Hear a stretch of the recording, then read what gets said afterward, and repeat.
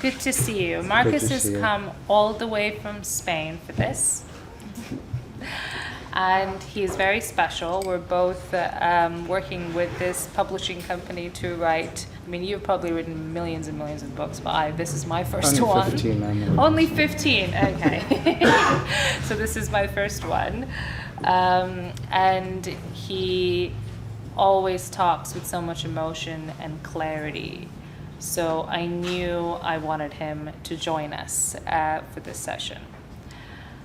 And first, of course, introduce yourself, and it's the same first question, but also I invite you, because I've seen your eyes going across the room. If you want to pick people out, ask questions as well. If they feel comfortable, you can do that too. So who are you, Marcus? Well, I'm not going to give you a long introduction, because if you really want to find out what I've all done, you'll need quite a long time. So I've done all kinds of good and bad things in my life. At this moment, I'm working as a psychologist, 2 days a week as a counseling psychologist, and the rest of the time as a leadership psychologist. And that's actually the reason we clicked, because I like saying some uncomfortable things usually. So let's start by being uncomfortable, shall we? Mm-hmm. Kubler-Ross, no scientific evidence. Sorry. So the Greek word. No. So that doesn't say that the approach from grief doesn't Sorry, work. It's just a matter of how do we look at things. So one of the reasons that I'm so passionate about change, any kind of change, whether it's climate change, to me change is the important thing, is because of the myths we were brought up with, and the myths we will subscribe to, and the myths we refuse to let go. I look at leadership today and I just think,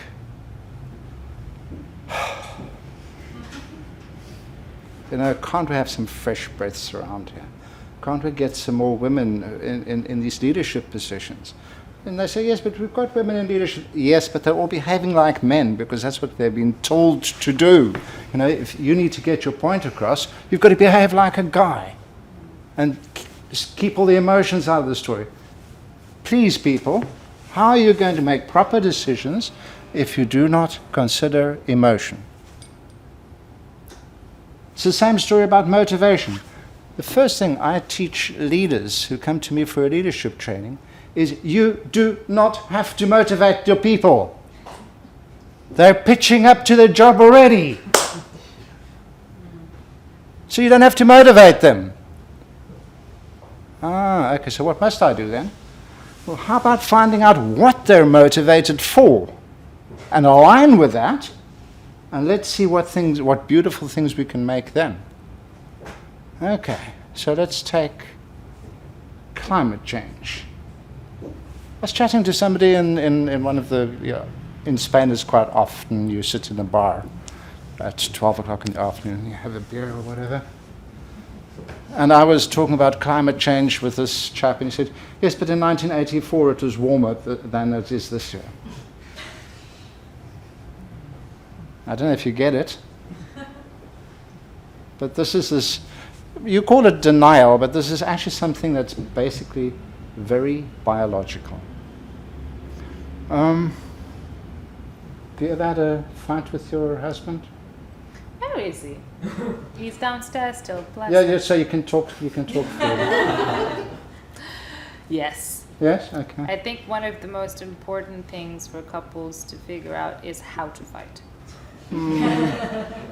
Well, I haven't figured that one out yet. No, but my question is more based on maybe the people in the public might recognize this as well. When you're having a fight with your partner, it's about you being right, isn't it? No. Just checking. No. Generally. Or it's about the other one who wants to be right. Correct? Okay, and what is the general strategy why an argument escalates? Oh, wait a minute. Someone doesn't agree with me. Exactly. So I keep bringing new arguments to prove that I'm right. Okay, why doesn't this work? The answer is it is in our own biology. It's very simple.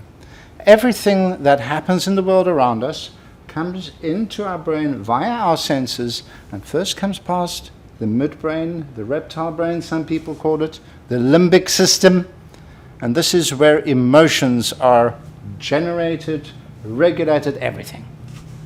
So long before it's even got into your brain, the big brain, the neocortex, where you think about things logically, you already have the emotion. Now, if somebody is telling you you are wrong, what's the first emotion that's going to come up? What do you think? Well, not anger even. Anger's second. The first one is anxiety. And that's the word you wanted me to focus on, wasn't it? So what happens in our body when anxiety hits in? It has a feeling of a higher energy, a bit more uncontrollable inside you. Maybe in here, sort of feels a little bit like you can't hold as much in your bucket. Okay. Fight, flight, freeze mode, yes. Yes, people sometimes forget about freeze. It's a very important one. Okay. The basis of this is that in your biology, what happens is that your limbic system has seen, here comes a threat. And guess what? Your limbic system doesn't like that. Why? Because your limbic system is there to make sure you survive. So your limbic system kicks in another couple of systems. One of them is to put all processes that are in your body that aren't necessary right now on a lower key. Your digestive system, it's fine if it's off for an hour or two. Doesn't matter. Your immune system, ditto. Your immune system can be off for 3 hours. Nothing's the matter. It will catch up afterward. And it also switches off your neocortex. Oops, they didn't teach us that one, did they? Because when you are in a survival state of mind, the only thing you need to do is act quickly. And that's all pre-programmed. You don't have to think about that. That's pre-programmed. Fight, flight, freeze. Some people. Okay, got it. So if we are busy trying to get people to change their behavior on the basis of anxiety, I'm afraid we've lost it. We're only going to get defensive reactions. Begs the question, how the hell do we do it? I totally agree. And I think that's forget even about the word climate. Anxiety moves people into a scarcity mindset, and you're responding immediately and quickly, and I see that across the board. I don't need to keep bringing it back to executives, but I want to link it up to how people operate in the workplace, because the word toxic is thrown about more often than not these days, and it's That's not, my work, toxic leadership. That's exactly, and it's not a generational thing. It's not something millennials or Gen Z have come up with. I see it at the most senior levels. I see it with people who've just joined the company. Yeah. The system isn't working, and Sure. anxiety is one portion of it. So and with the instability that comes with the chaotic world that we live right now, and people are shrinking and thinking more from a scarcity mindset perspective. Sure.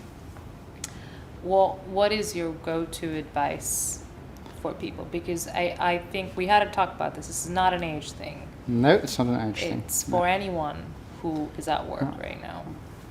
Because my clients come from all generations. I have absolutely everything that comes, who are often the victims of toxic leadership. Perhaps that's a good way to draw a parallel. If I go to an organization, because organizations send their clients to me, they pay me to look after their clients.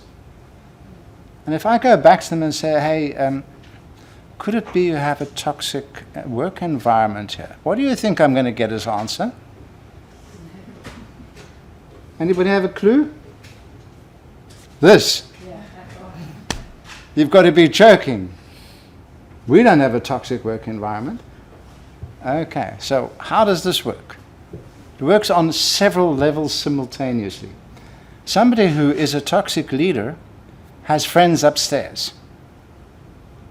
They always seem like the big performers. They're not. They're stealing all the performance from people below them. So that's one aspect. The other aspect has got to do, again, with anxiety. If I'm coming to tell you, your organization, there might be something wrong there, I'm threatening you.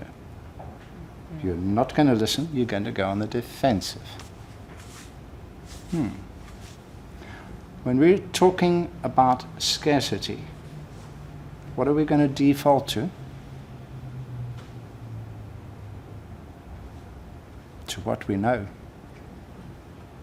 When we're talking scarcity, we are very scared of new things. We're still talking about anxiety. So how do we get out of the anxiety mindset? It's really the challenge I believe we're up for. How do we get to a place where it's not about anxiety? Maybe one of the most important lessons I've learned in my life, other than all the ex-wives I've got, each of them taught me a couple of lessons, I think, came from the Maori people from New Zealand. I don't know, who of you has heard of restorative practices before? I see you nodding, yes, okay.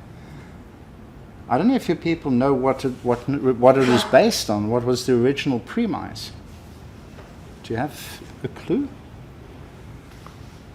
So the reason it started was because the Maori people went to the New Zealand government and said, what you're doing with your Western system isn't working for us. All of our young people are landing up in prison. And you're punishing them and doing whatever you want. And it's not making the system better, it's making it worse. So allow us the opportunity to deal with delinquency in our own way. And the government agreed. They gave them, I can't remember how long, I think it was 5 years or something. And it was such a success that they changed the law in New Zealand that all youth would now be treated in this way. Wow. Okay, so it's a different way. The basis of the difference is our Western society does a lot of its thinking and working on the basis of punishment. In other words, who is guilty? Guilt, punishment, consequence. That doesn't work. Why? Because if you stand in front of a judge, what's your relationship with that judge? Do you know him personally or her? So if this person's going to tell you, well, you're guilty, what are you thinking internally? Well, I don't know you. So what's the effect? It's working actually counterproductively. And they say the most beautiful emotion that we have on this planet is shame. Oh, wow. I don't know who... Has anyone other than me ever felt ashamed? All of us? And it feels good, doesn't it? No. Okay. To illustrate their point, I'll ask you another question. And I'm going to turn it around. Imagine a society that was absolutely shameless. Yeah, go past the first pictures of nude people walking around. What would it really mean, a shameless society? Think about it. Who would you need to take into account in a shameless society? Anybody? All of us, to be honest. We're all exploiting the But you understand what I'm saying? In a shameless society, you don't have to care about what anybody thinks, let alone the earth. So it would be a total chaos. What about those that have power to harm you? Sorry? What about those that have, in a shameless society, shame is a sort of almost a moral type thing, whereas actual sort of physical harm or hurt can still hurt you. It's almost that animalistic piece. You've got no shame. Sure, if you've got no You're shame, still afraid of the predator out there. there could be. My point is really that if you have a shameless society, your society falls apart. Yeah. I agree. You have a chaotic society. And this is exactly what the Maori people were teaching. They said, shame is the fiber of our society. Shame ensures that we take each other into account in what we do.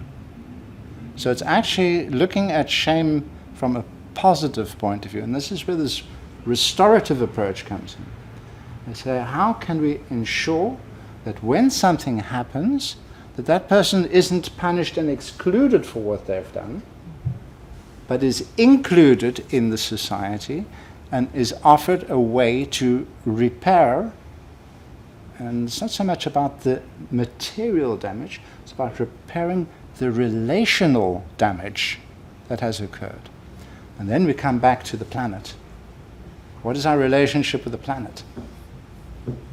What have we done to our planet? And I'm not talking about us personally, but us collectively. It's not good. Hmm? It's not guilt. I don't believe we should go the guilt way. I believe we should go the shame way. No, people feel guilty. Mhm. The guilt isn't going to solve our problems, in my perspective.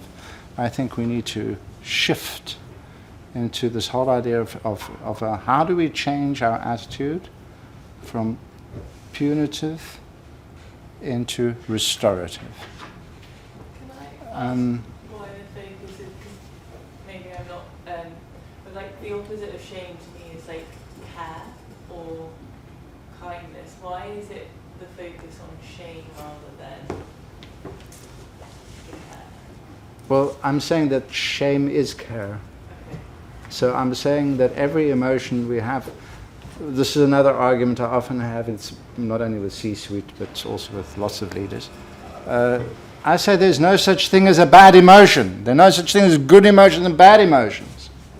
And they're all, okay, imagine you did not experience any anxiety whatsoever. Would that be healthy? I don't think so. It means anybody can do exactly what they want with you.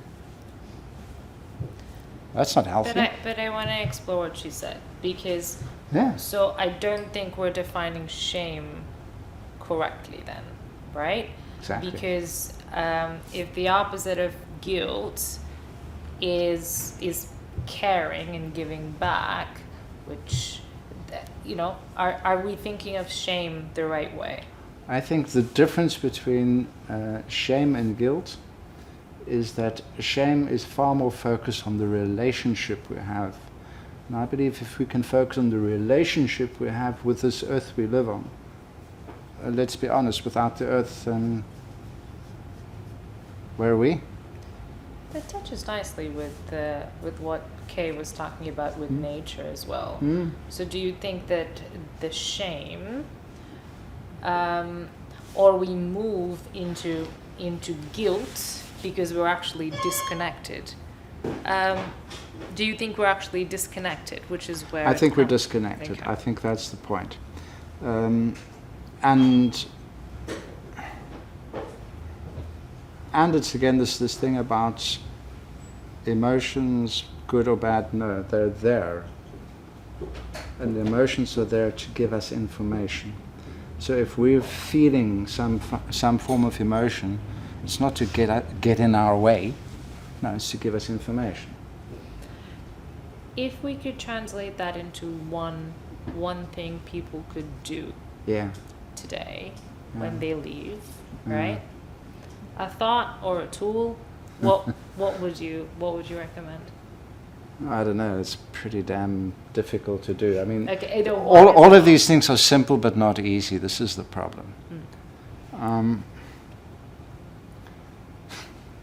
I started my psychological career, which I only did when I turned 40 something, by the way.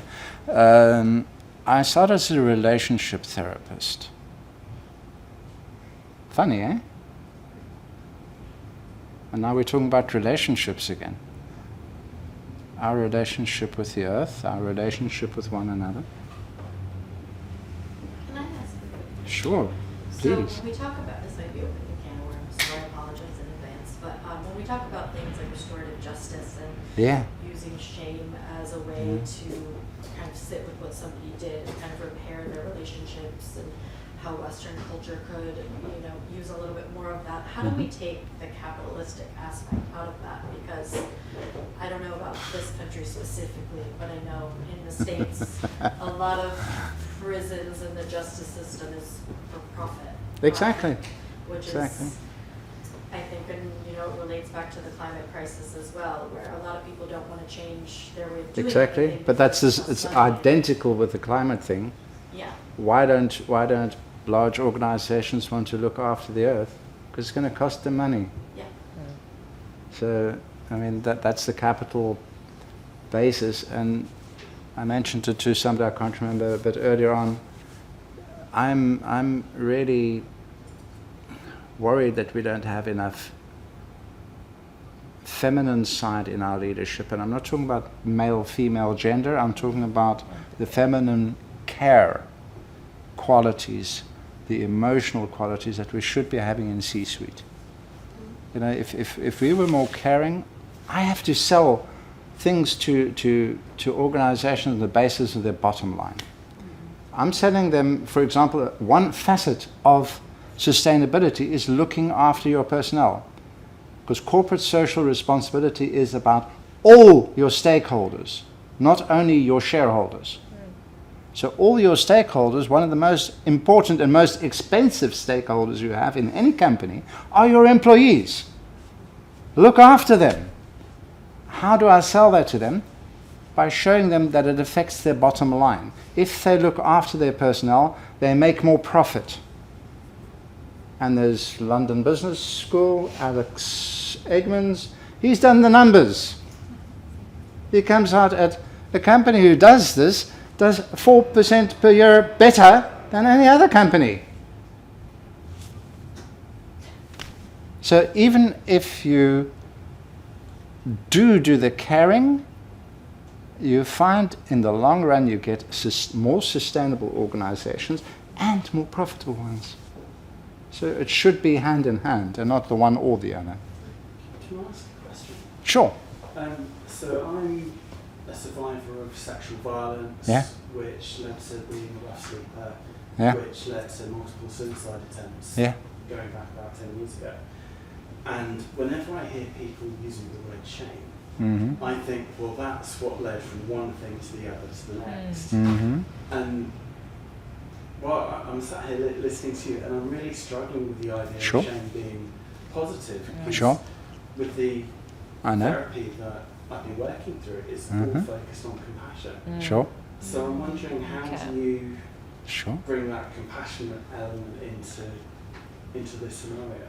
Well, I know that I've also had Thank you for sharing. quite vast experience with people with all forms of we call it sexual aggression, just to give it a blanket term. What we actually work on is to transform that shame. That they feel that shame is understandable, and yet, just to bring it back into the blame aspect, they are not to blame. They are not to blame. And this is the same that I have with every person that's the victim of a toxic work environment. That's the most difficult task I have, is to get them somehow to understand they're not to blame for the situation they're in. And people who've been in a toxic relationship will probably recognize this as well. It takes time before you realize you're in it. You know, you're already knee-deep in the SH1T before you realize, oh dear, something's not quite working out the way it should go. True? So I'm all for let's redefine shame. Let's redefine it as that what. Because why do people feel ashamed? Is because they feel they do not belong. They feel disconnected from the society that they should be connected in. And I believe that's the answer. Also with trauma victims, reconnecting with society is very important. What about those that are perpetrating? What about those who are perpetrating the harm? Oh Just yes, bring well, back into the context of planetary harm and destruction that's driven often by profit and business as usual. How Yeah. to address that? again, the restorative approach is, I think, the only one that maybe offers us some insights. If you look at the perpetrator of a crime, the Western system puts them in front of a judge, punishes them where they get taught how not to get caught in the future, and the system perpetrates itself. This is also the systems thinking. In systems thinking, a system will always look for homeostasis, will always look for a way to keep itself going. And this is exactly what the whole punitive system does as well. If you're interested, there is somewhere on YouTube is available Burning Bridges. It's a short documentary about where they did treat 4 perpetrators in something relatively minor in a different way. Relatively minor, they burnt a bridge down.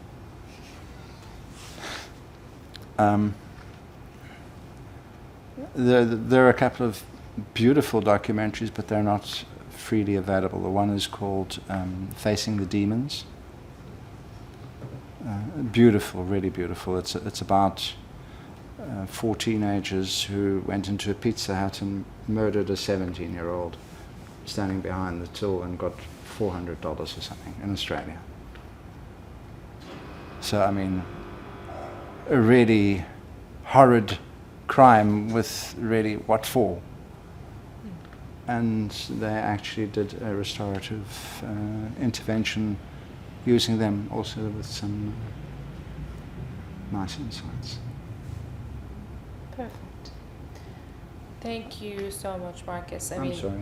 No, I'm probably been you're talking far not. too much. No, you're not. You've got one question for me, remember? If you want to.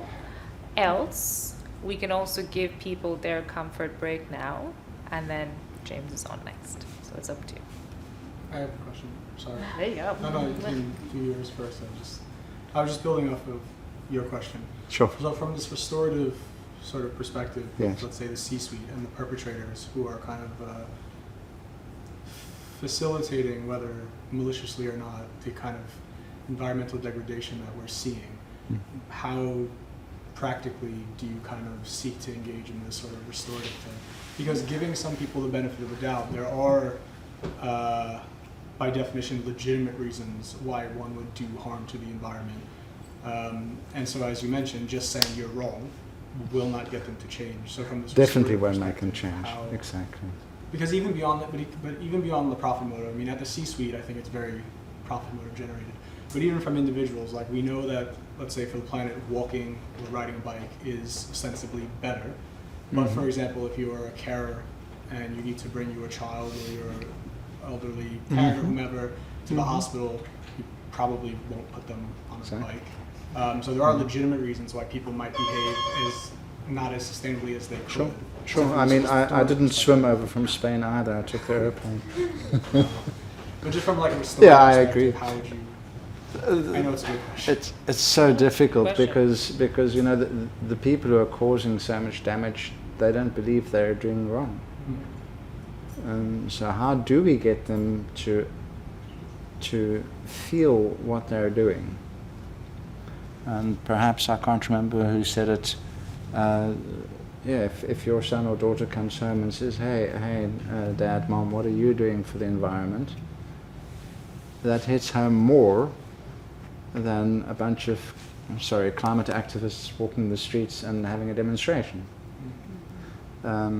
Because they say, oh, those are all woke Offensive. people, they're crazy people, they don't know what they're talking about. In 1984 it was just as hot as it is this year. So is it like some way of operationalizing like this notion of like psychological distance, whether that's like social distance, temporality, hypothetical, whatever it might be? Is there a way to actually like practically implement? I'm not a psychiatrist, so I don't know. But Well, I'm not a psychiatrist either, I'm only a psychologist. I'm not a psychologist. Either. But even not, I mean, some of the things are just common sense as well. How can I say this in a nice way? I would love to change the world, but I've looked at all the people who've tried this in a radical way, and I see they all got stoned or hung or whatever, and are no longer with us, and the system didn't change. So I think that the caterpillar effect is better. So if a butterfly flaps its wings somewhere on the other side of the earth, that could create some form of wind somewhere else on this planet. So how can we make those small changes in people's perspective every day, which added up can have a huge impact? And one of the things I'm a big advocate for is I think we should teach our children more about emotions. I think we should talk to our children more about emotions. I think we should have lessons in psychology at school. I think they might help people understand each other better, understand themselves better. I think just softening people up a bit offers them the place in which they dare to be vulnerable, because I believe that's the problem. We don't dare to be vulnerable. Whereas vulnerability, to me, is a signal of strength, not a signal of weakness. If you dare to be vulnerable, it means I dare for you to attack me. And it's okay. I think these kind of small things, these small changes that we could implement on a societal basis, and I'm sorry, that's only going to have an impact 2-3 generations down the line, but at least it's there. I'm a bit pessimistic about rapid change, to be honest. I can tell. I think rebel versus revolutionary, right? Yeah. That's kind of what Yep. I try to focus on, Yep. because I feel like I'm rebellious and sometimes I want to break things, but revolutionary means navigating people through the journey whilst certain things hopefully break over time. That's what I say to myself. I don't know if it's correct or not. I'm gonna close there, but does anyone else have questions? I mean, Marcus, you're gonna be around. I'm for a going to be little around, bit. yes, I'm not going back to Perfect. Spain today. Sounds good.